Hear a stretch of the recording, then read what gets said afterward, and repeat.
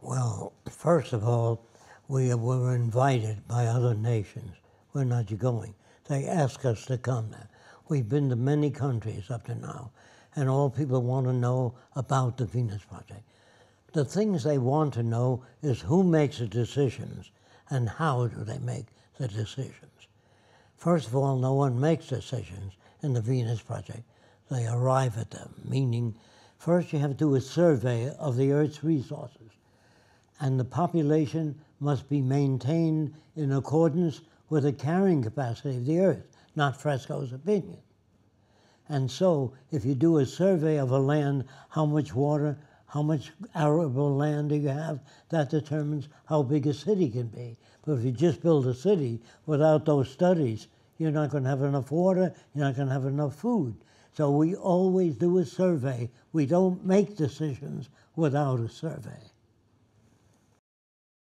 Jacques Fresco was the founder of the Venus Project, and he's 94 now, but he started this direction way back in what they call the Great Depression in the 1920s and 1930s in New York City. He saw 15 million people out of work, living in the streets, because the banks crashed and people didn't have any money in their pockets. And there was still arable land, but people couldn't grow food. There were still things in the store windows.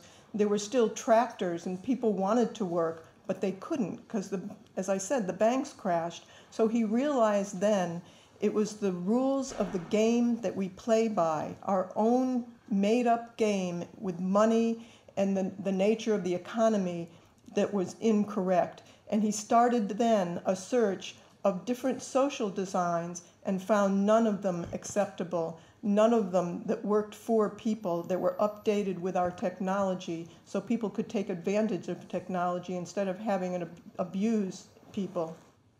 But what pulled us out back then and kept the system going was war, a huge war.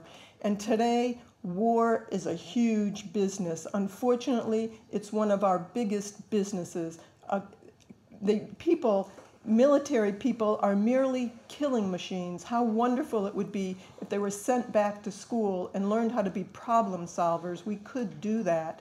But today we abuse people, and it's only, we don't go, for instance, in the United States, they say we go to other countries to bring democracy and independence, but we don't do that. We go there to grab resources or routes to oil or cheap labor. So the whole system is really phony. When few nations control most of the Earth's resources, you're going to continue to have the same problems we have today over and over again.